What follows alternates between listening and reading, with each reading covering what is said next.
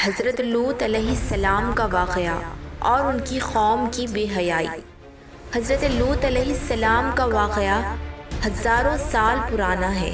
یہ واقعہ تقریباً 4000 سے 4500 سال پہلے کا ہے، اور یہ شہر سودم اور گمورہ کے لوگوں کا ہے، جو آج جارڈن اور اسرائیل کے درمیان ایک جگہ پر موجود ہے۔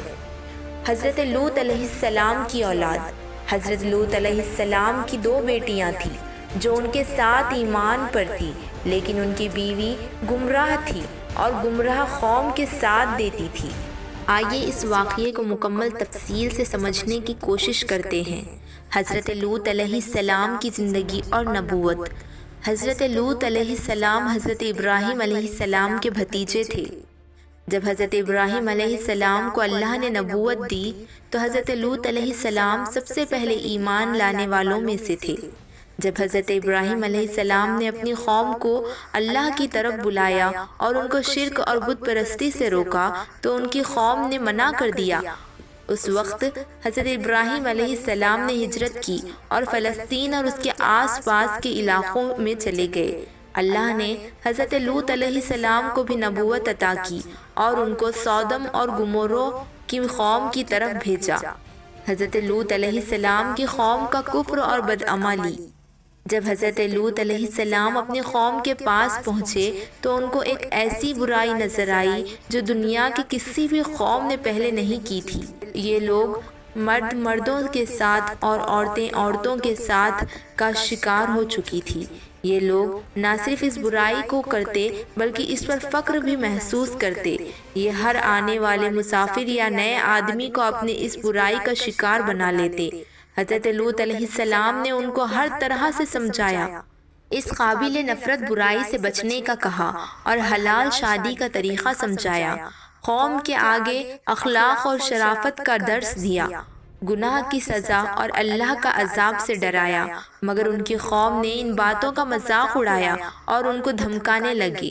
فرشتے حضرت لوط علیہ السلام کے پاس آئے۔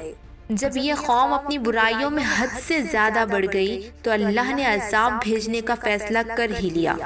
حضرت جبرائیل علیہ السلام اور 2 فرشتے جوان آدمیوں کے روپ میں حضرت لوط علیہ السلام کے پاس آئے۔ ان کو دیکھ کر حضرت لوط علیہ السلام پریشان ہو گئے، کیونکہ وہ جانتے تھے کہ اگر ان کی قوم کو ان مہمانوں کا پتہ چل گیا تو وہ ان کو نقصان پہنچائیں گی اور ان کو ہوس کا شکار بنائیں گی۔ جب فرشتے حضرت لوط علیہ السلام کے گھر آئے تو ان کی بیوی نے، جو کہ خود بھی گمراہ تھی، قوم کے لوگوں کو اس بات کی خبر دے دی۔ وہ لوگ حضرت لوط علیہ السلام کے گھر کے سامنے جمع ہو گئے اور فرشتوں کو مانگنے لگے تاکہ اپنی برائیاں ان پر آزما سکے۔ حضرت لوط علیہ السلام نے بہت روکا مگر انہوں نے نہ مانا۔ عذاب کا فیصلہ اور حضرت لوط علیہ السلام کا ہجرت۔ جب ان لوگوں کی حد سے زیادہ ضد دیکھنے میں آئی تو فرشتوں نے اپنا اصلیت ظاہر کی، کہا، اے لوط، ہم اللہ کے بھیجے ہوئے فرشتے ہیں، یہ لوگ تمہارا کچھ نہیں بگاڑ سکتے، تم رات کے اندھیرے میں اپنے گھر والوں کے ساتھ یہاں سے نکل جاؤ، مگر تمہاری بیوی پیچھے نہ رہے ورنہ وہ بھی عذاب کا شکار بن جائے گی۔ حضرت لوط علیہ السلام رات کے وقت اپنی 2 بیٹیوں اور چند ایمان والے لوگوں کے ساتھ وہاں سے نکل گئے، مگر ان کی بیوی اپنے دل سے اپنی قوم کے ساتھ تھی۔ جب عذاب آیا تو اس کا دل ان لوگوں کے لیے بھر آیا اور اس نے پیچھے مڑ کر دیکھا، جس کی وجہ سے اس پر اللہ کا عذاب نازل ہو گیا اور وہ وہیں پر نمک کی مورتی بن گئی۔ قوم لوط پر عذاب۔ جب حضرت لوط علیہ السلام اور ان کے ساتھی نکل گئے تو فرشتوں نے عذاب نازل کر دیا۔ حضرت جبرائیل علیہ السلام نے اپنے پروں سے پورے شہر کو اوپر اٹھایا، اتنا کہ آسمان والے ان کتوں کے بھونکنے کی آواز سن سکتے تھے۔ پھر اس کو الٹا کر دیا، آسمان سے پتھر برسائے گئے جو ہر ایک گناہگار کے نام کے لکھے گئے تھے۔ تیز آگ اور گرم ہوا نے پورے شہر کو جلا دیا۔